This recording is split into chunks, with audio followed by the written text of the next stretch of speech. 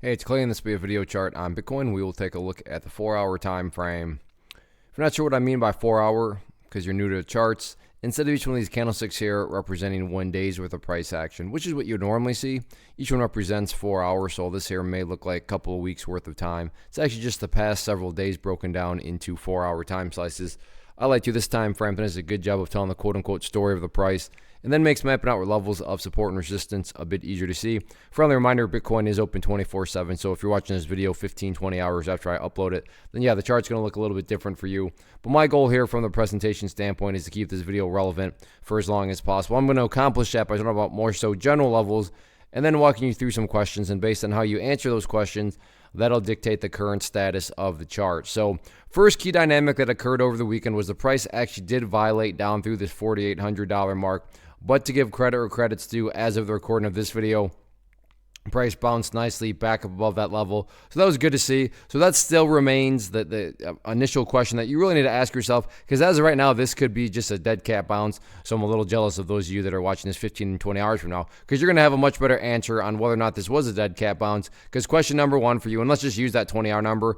If you're watching this 20 hours from now, just ask yourself, well, where's the price at relative to 4,800? If you're answering the question that the price is still up above it, well, hey, then that implies that this current bounce, like I said, that's occurring right now, that must have some sort of genuine strength behind it, because at least the price has been able to maintain that movement. Whereas on the flip side, if you're saying, well, Clay, the price actually down below 4,800, all that's telling you is that this was a dead cat bounce. I mean, the price bounced up here, and now was rolled back over and broken down through that level. Now, how nasty of a dead cat bounce, how bad of a movement is it? Well, that's just some common sense there, and that would just be a question of, okay, well, how far down below 4,800 is it? Now, if it's slightly below 4,800, don't get me wrong, that's not a good thing, but that's much different than if the price is sitting down here, at 4,000. That would be a very, very bad dead cat bounce. So like I said, the extent of the dead cat bounce is just a matter of how far down below is the price below that 4,800 mark. Now, if you are answering the question, well, no, Clay, the price actually still up above 4,800, the next key question would just simply be, all right, well, where's the price at relative to 6,500, which is the overall resistance level up here? So keep a close eye on that.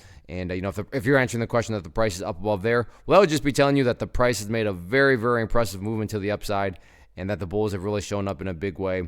But really, in my opinion, at least, the big question going forward and the top priority is all about 4,800 and seeing if the price can indeed maintain above it, to therefore eliminate any possibility that this thing right here was just a dead cat bounce. So we'll see what happens with it going forward. But yeah, this one's remaining quite volatile.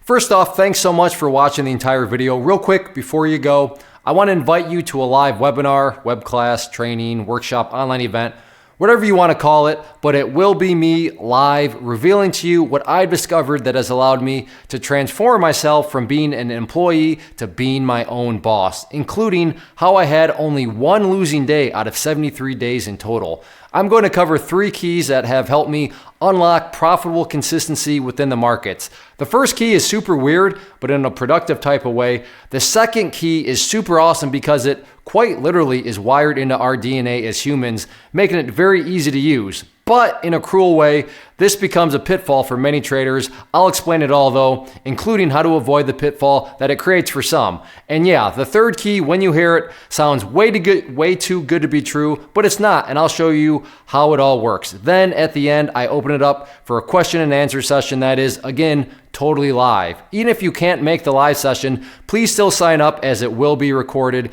and you can go back and watch the replay that I will send you.